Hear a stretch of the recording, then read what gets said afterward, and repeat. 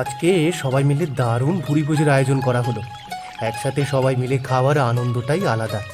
কি বলিস রাতুল, ঠিক বললাম তো? একেবারে ঠিক বলেছিস বন্ধু। আমি তো ভাবছি এমন আয়োজন প্রায় করবো। দরকার হলে আমাদের সাথে আরো কয়েকজন যোগ দেবে। তোমাদের তো রান্না করতে হয় না, রান্না করতে হলে প্রায় ভুরিভোজের আয়োজন করার কথা মনে হতো না। আরে গিন্নি, রান্না করা একটু কষ্ট বটে, তবে একটু কষ্ট করলে যদি এমন আনন্দ পাওয়া যায় তাহলে তো রোজ রোজ ভুরিভোজের আয়োজন করা উচিত।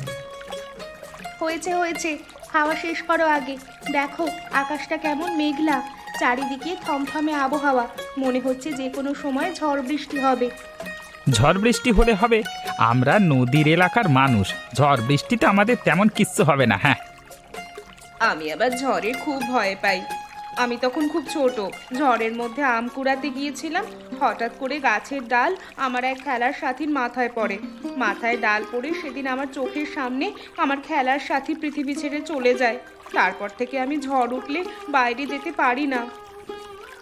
এমন দুঃখের ঘটনা তোমার জীবনে আছে, আগে তো কখনো শুনিনি। আমি ওই ঘটনা মনে করি না, এই জন্য তোমার সাথে বলা হয়নি। আজকে ঝড়ের কথা উঠলো তাই বললাম। তুমি দেখো না কেমন কালো মেঘ ভেসে আসছে, আমার মনে হয় ভেলা তীরে ভেরানো উচিত। খাওয়াটা শেষ করি, তারপর না হয় তুমি ভয় পেও না, আমরা তো আছি। দেখো বলতে বলতে ঝড় উঠে গেছে, ভেলাটাও নড়ছে। খাওয়া রেখে তাড়াতাড়ি ভেলা তীরে নিয়ে চলো। অস্থির হইও না, এখনই আমরা ভেলা তীরে নিয়ে যাচ্ছি।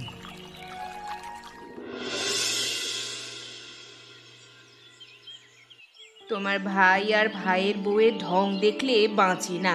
গতকাল বিকেলে কি করেছিল জানো? নদীর মাঝখানে ভেলার ওপর বসে ভোজের আয়োজন করেছিল। তবে একটা মজার ঘটনাও ঘটেছিল।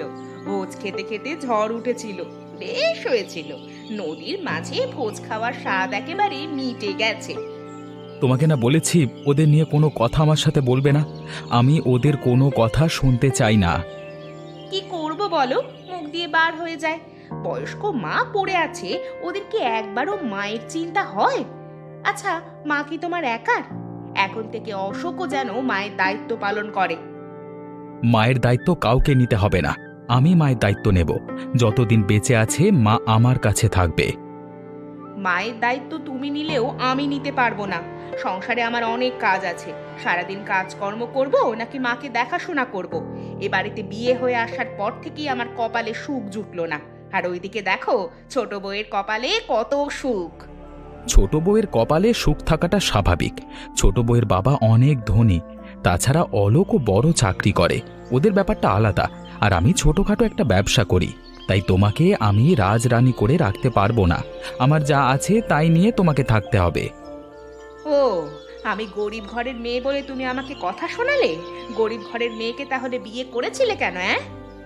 একটু থামো তো, তোমার বকবক শুনতে আমার একদম ভালো লাগছে না। মায়ের ওষুধ খাওয়ার সময় হয়ে গেছে, যাও ওষুধ নিয়ে এসো। আমি পারবো না ওষুধ খাইয়ে দিতে, তোমার মা, তুমি যাও। ঠিক আছে, আমি যাচ্ছি।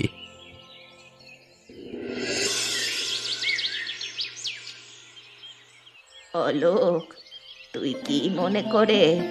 মায়ের কথা কি তোর তাহলে মনে পড়লো?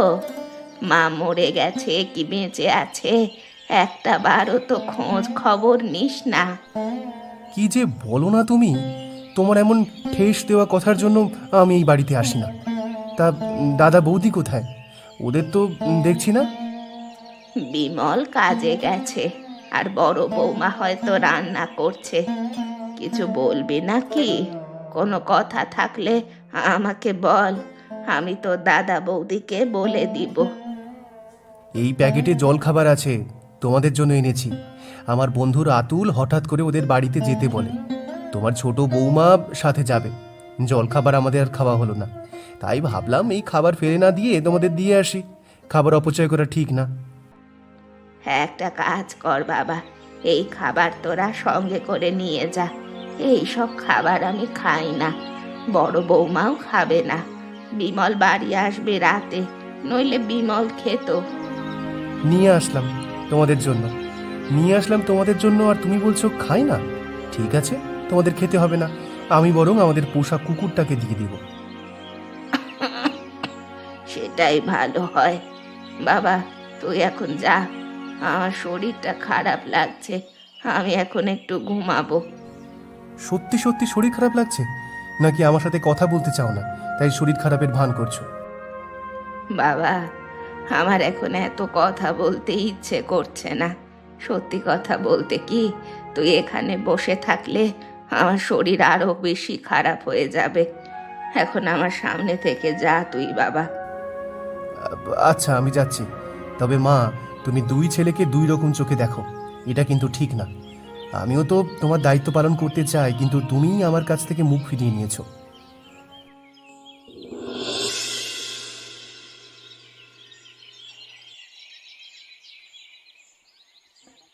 এখানে কি করছো দিদি? তুমি মনে হয় জানো না এই গাছটা আমাদের। পাতা কুড়াচ্ছ কুড়াও, তবে ডাল ভেঙে নিয়ে যেও না। এই গাছটা তোদের, এটা সত্যিই আমার জানা ছিল না। তা কবে থেকে তোদের হয়ে গেল? আমি যতদূর জানি গাছগাছালি এখনো দুই ভাইয়ের মধ্যে ভাগাভাগি হয়নি। ভাগ হয়নি তো কি হয়েছে, এটা আমাদের বাড়ির কাছে, তাই এই গাছটা আমাদের। আর একটা কথা, আজকের পর থেকে এইদিকে পাতা কুড়াতেও আসবে না। আশেপাশের লোকজন কি সব বলা কওয়া করে, বলে অশোকের বৌদি পাতা কুড়ায়। এইসব কথা শুনতে আমার খুব লজ্জা লাগে। বাবা, তোদের আবার লজ্জা আছে নাকি? লজ্জা থাকলে তোরা মাকে একবেলা খেতে দিতিস রে। তোরা যে মাকে দেখিস না, সেই বেলায় লোকজন কিছু বলে না। এবার থেকে মাসে 15 দিন মায়ের দায়িত্ব আমরা নিব, আর বাকি 15 দিন তোরা নিবি। বললেই হলো। মা আমাদের পছন্দ করে না, তাহলে আমরা কেন মায়ের দায়িত্ব নিতে যাব? তাছাড়া মায়ের বয়স হয়েছে, আমাদের পাকা ঘরে মা থাকলে ঘরবাড়ি নোংরা হয়ে যাবে। তাই নাকি? তা আমাদের ঘরবাড়ি নোংরা হয় না বুঝি? আমি আজকে রাতে মাকে তোদের বাড়ি দিয়ে আসবো, দেখি তোরা কেমন করে তাড়িয়ে দিস। তোমাদের মাটির ঘর আবার নোংরা হবে কেমন করে? মাটির ঘর তো সবসময় নোংরাই থাকে। আর ভুলেও মাকে আমাদের বাড়িতে রেখে আসবে না, তাহলে আমার যে খারাপ আর কেউ হবে না। সে আমিও দেখবো তুই কি করতে পারিস। ছোট, এবার আমার চোখের সামনে থেকে চলে যা, আমাকে কাজ করতে দে। আমি যাই, আর তুমি গাছের শুকনো ডালগুলো ভেঙে নিয়ে যেও না। না না বাবা, কোথাও যাব না। না যাস, এখানে দাঁড়িয়ে থাক চুপ করে, তবে আমার সাথে একটা কথাও বলবি না। বন্ধু, আর একদিন ভোজের ব্যবস্থা করলে কেমন হয়? তবে এবার আর নদীর মাঝখানে নয়, এবার ভোজের আয়োজন করা হবে সাগরের মাঝখানে জাহাজে। না রে বন্ধু, নদী সাগরে আমি আর ভোজের ব্যবস্থা করতে চাই না। সেদিন মিলি অনেক ভয় পেয়েছিল, ও কিছুতেই রাজি হবে না। আরে বাবা, এবার বৌদের নিয়ে আমরা ভোজের আয়োজন করব না, আমরা বন্ধুরা মিলে আয়োজন করব। দরকার হলে সব খরচ আমি দিব। চিন্তা করে দেখ রাতুল, ভালোই হবে কিন্তু, সব বন্ধুরা একসাথে হতে পারবো। ভালোই হয়, কিন্তু আমি আবার মিলিকে বাদ দিয়ে কিছু করতে চাই না। বেচারা সারা দিন ঘরের মধ্যে একা একা থাকে, ওকে বাদ দিয়ে যদি আমরা ভোজের আয়োজন করি তাহলে বিষয়টা ভালো হবে না। তুই তো দেখি চরম বউ পাগল, বউকে ছাড়া কিছুই করতে চাস না। আচ্ছা, তাহলে আর কি, নদী সাগর বাদ দিয়ে আমাদের বাড়ির ছাদের উপর আয়োজন করা হবে। দারুণ হবে, তাহলে আজকেই আমি মিলিকে জানাতে পারবো। হ্যাঁ দাদা, তুমি কোনো দরকার নাকি? মানে আমি কিন্তু টাকা পয়সা দিয়ে তোমাকে সাহায্য করতে পারবো না। তুই দাদার সাথে এমন করে কথা বলছিস কেন? হ্যাঁ, তো নিজের তো দাদা, টাকা লাগলে দেওয়া উচিত। আমি টাকা নিতে আসিনি, হঠাৎ করে মায়ের শরীরটা খুবই খারাপ হয়ে পড়েছে, বারবার তোকে দেখতে চাইছে। মা আমাকে দেখতে চাইছে? এই কথা আমি বিশ্বাস করি না। মা তো আমাকে দু চোখে দেখতেই পারে না। এসব তুই কি বলছিস? তুই মায়ের ছোট ছেলে, অনেক আদরের। ভাই ভাই, আমার সাথে চল। আমি কোথাও যাব না। আমি কি ডাক্তার যে আমি গেলে মা সুস্থ হয়ে যাবে? তুই এভাবে কথা বলছিস কেন? মা সম্পর্কে কেউ এভাবে বলতে পারে? দাদা, আমি যাব আপনার মাকে দেখতে। হ্যাঁ শোন রাতুল, তুই কিছু জানিস না তাই দরদ দেখাচ্ছিস। সব জানলে বুঝতে পারতিস আমার মা দাদা ঠিক কেমন। আমার কিচ্ছু বোঝবার দরকার নেই। আসলে আমার মা নেই তো, তাই মায়ের অভাব কি জিনিস সেটা বুঝতে পারি। তুইও একদিন ঠিক বুঝতে পারবি। দাদা দাদা, চলুন, আমি মাকে দেখতে যাব, চলুন। মা, মা ওষুধ খেয়ে নিন, ওষুধ না খেলে আপনার শরীর আরো খারাপ করবে। অলোক আসেনি, 2 দিন ধরে খবর দিচ্ছি, তারপরও ছেলেটা এলো না। ছেলেটার অনেক টাকা পয়সা হয়েছে তো, তাই অমানুষ হয়ে গেছে। মা, আপনি যদি বারবার অলোক অলোক করেন তাহলে আপনাকে অলোকের বাড়ি দিয়ে আসবো। এখানে থাকতে হলে আপনার ছোট ছেলের নাম মুখে আনতে পারবেন না। এমন কড়া করে কথা বলো না বৌমা, আসলে আমার পেটের সন্তান তো, তাই বড় দেখতে ইচ্ছা করে। ছোট ছেলেটা আমার খুব আদরের ছিল, বিয়ে করে কেমন যেন পরিবর্তন হয়ে গেছে। আমরা যে আপনার জন্য এত কিছু করি, কই আমাদের নাম তো আপনি মুখে নেন না। ছোট ছেলের ওপর এতই যখন আপনার দরদ, যান না ওই ছেলের বাড়ি, আমরা আর আপনার দেখাশোনা করতে পারবো না। আমি জানি তোমার খুব রাগ হয়, সারাদিন কাজকর্ম করে আবার আমার দেখাশোনা তোমায় করতে হয়। রাগ তো হওয়ারই কথা। একটা সত্যি কথা তোমাকে বলি, এখন আর আগের মতো এত টান অলোকের ওপর আমার নেই। সেদিন এসেছিল খাবার দিতে, আমি অপমান করে তাড়িয়ে দিয়েছিলাম। তাহলে এই কয়েকদিন ধরে অলোক অলোক করছেন কেন? আমার মনে হচ্ছে আমি আর বাঁচবো না, তাই মরে যাওয়ার আগে একবার অলোককে দেখতে চাইছি। পেটের ছেলে বলে কথা। আপনার বড় ছেলে আসুক, আজকে আপনাকে ওই বাড়িতে রেখে আসবো। মরার আগে কিছুদিন ছোট বৌমার সেবা গ্রহণ করবেন। ওই বাড়িতে রেখে আসলে ওরা আমাকে মেরে ফেলবে। তুমি যদি চাও ওরা আমাকে মেরে ফেলুক, তাহলে রেখে এসো।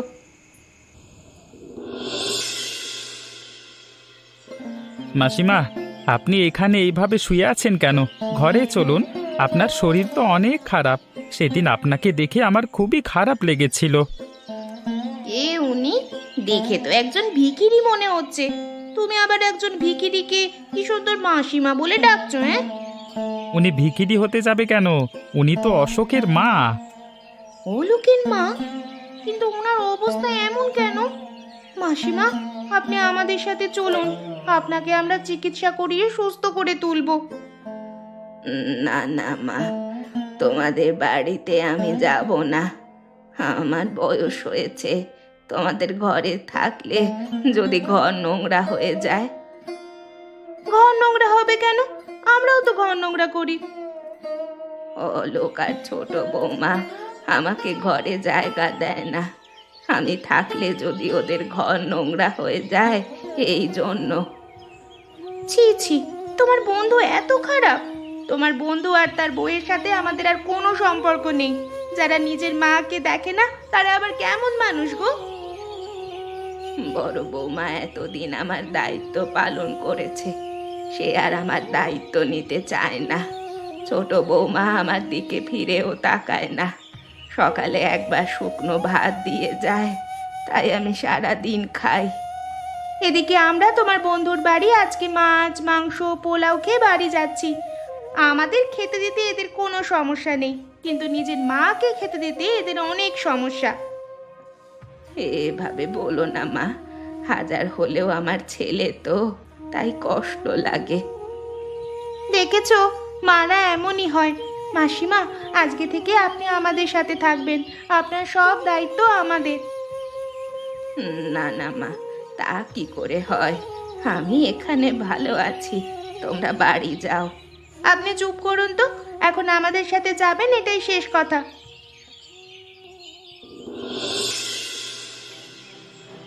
তুমি কি মানুষ? মাকে ও বাড়িতে রেখে আসতে তোমার একটুও খারাপ লাগেনি? মা ও বাড়ি থেকে কোথায় গেছে ওপরওয়ালাই জানে। তুমি সব সময় আমার ওপর রেগে রেগে কথা বলো কেন? আমি কি মার কোনো দায়িত্ব এতদিন পালন করিনি? ওদেরও তো দায়িত্ব আছে মায়ের দেখাশোনা করার। মা তো ওদের বাড়িতে নেই। একটু আগে আমি মাকে নিতে এসেছিলাম। অশোক বলল মা কোথায় আমরা জানি না। জানি না বললেই হলো? আমার মনে হয় তোমার ভাই আর ভাইয়ের বউ মিলে মাকে মেরে ফেলেছে। ওদের পুলিশে দাও, দেখবা ঠিকই সত্যি কথা বার হবে। তুমি এসব কি বলছো? মাকে মেরে ফেলবে কেন? মায়ের যদি কিছু হয় আমি ওদের ছাড়বো না। এখানে বসে দুঃখ না করে কাজে যাও তো কাজে যাও। কাজে না গেলে আমার খাওয়ার জুটবে না। আর একটা কথা, মায়ের চিন্তা মাথা থেকে বার করে ফেলো। তোমার মুখে যা আসছে তাই বলে যাচ্ছ, হ্যাঁ? আমার মা সম্পর্কে আর একটা কথাও বলবে না। মা কি জিনিস তুমি জানো? মানুষ তো হয়েছো সৎ মায়ের কাছে, তুমি কি করে জানবে মা কি জিনিস? তুমি ঠিকই বলেছ, জন্মের 2 বছর পর নিজের মা মারা যায়। সত্যি বলতে মা কেমন হয় আমার জানা নেই। তারপর সৎ মায়ের ঝাঁটালা থেকে বড় হয়েছি।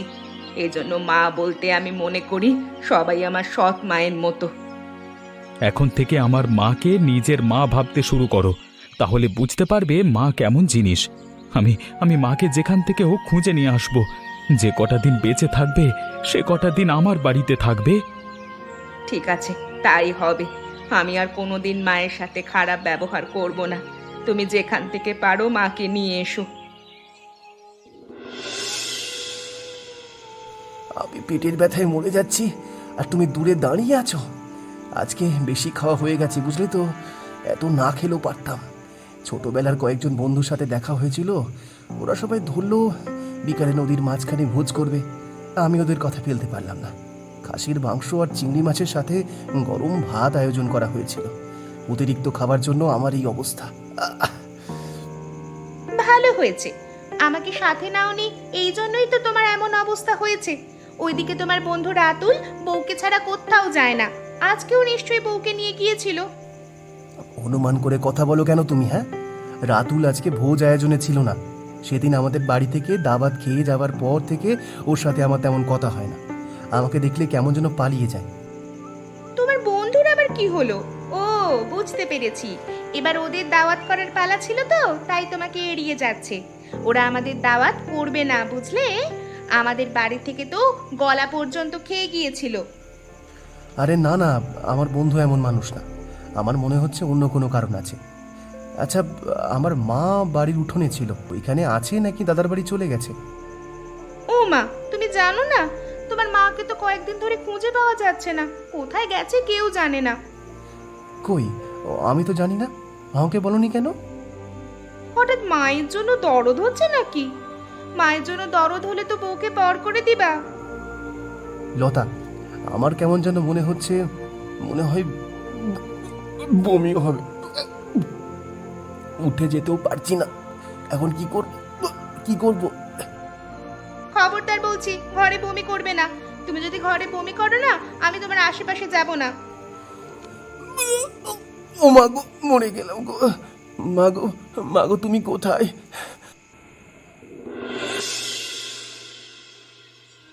মা, তুমি তুমি আমি আমি আমি তোমাকে পাগলের মতো খুঁজে বেড়াচ্ছি।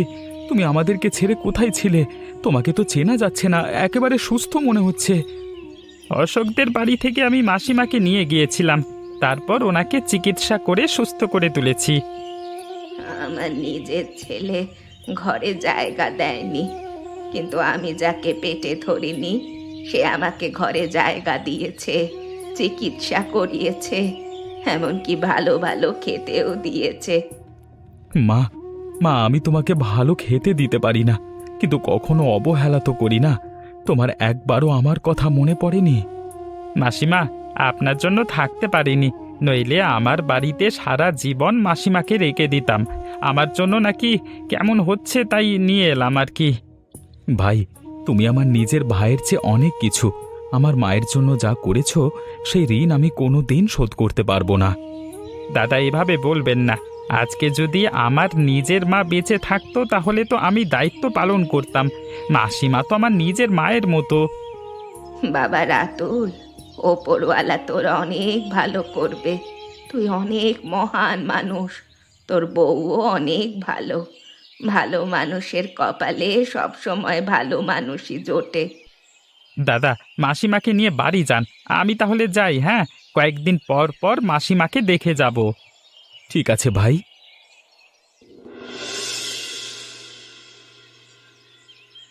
তোমার শরীর দেখছি ঠিক হয়ে গেছে। শরীর ঠিক হয়ে গেছে আর অমনি বাইরে চলে যাচ্ছ? আজকেও কি ভোজের আয়োজন করেছো নাকি? তুমি এতদিন পরে এই ঘরে? আমি মরে পড়ে থাকলেও তো দেখতে আসতে না। শোনো, আমি এখন মায়ের কাছে যাচ্ছি। মা এখন দাদার বাড়ি আছে। এতদিন আমার বন্ধু রাতুলের বাড়িতে ছিল। আমি আমি মায়ের পা ধরে মাফ চাই।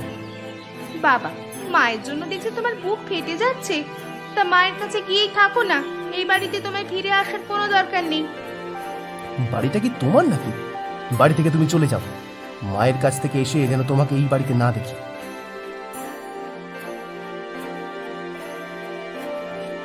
বাবা, তোর কি হয়েছে? শুনলাম তুই অসুস্থ, তাই ছুটে তোর কাছে চলে এলাম। বাবা, তুই ঠিক আছিস তো? তোর কিছু হয়নি তো? মা, আমি একদম ঠিক আছি। কয়েকদিন শরীরটা খারাপ ছিল, এখন ঠিক হয়ে গেছে। মা, আমি তোমার সাথে দেখা করতে যাচ্ছিলাম। মা গো, তুমি আমায় মাফ করে দাও।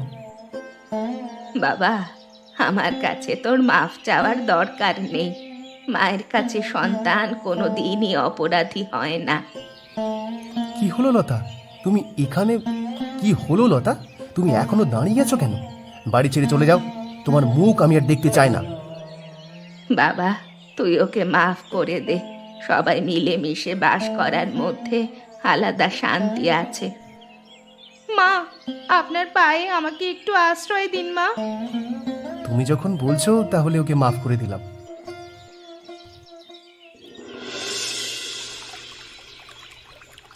কম করে খাও, তোমার তো খাওয়া পেলে মাথা ঠিক থাকে না, বেশি খেলে পেট খারাপ করবে। আজকের আয়োজন আমার মায়ের জন্য। আজ বেশি কিছু খাবো না। আমি আজ বেশি খাবো না। আমি কি বেশি খেতে পারি? তোরা খেলে আমার পেট ভরে যাবে। এমন কথা বললে হবে না মা। আজকে কিন্তু আপনি সবার থেকে বেশি খাবেন। আমরা আপনাকে ঠিক মতো খেতে দিতে পারি না। এমন কথা বলো না বৌমা। আমার বড় ছেলের আয় রোজগার তো বেশি নয়। সে যেমন আয় করে তেমনই তো খেতে হবে। এখন থেকে সবার দায়িত্ব আমার। তোমরা আমাকে মানুষ করেছো, আমি যদি দায়িত্ব না নিই তাহলে কে নিবে?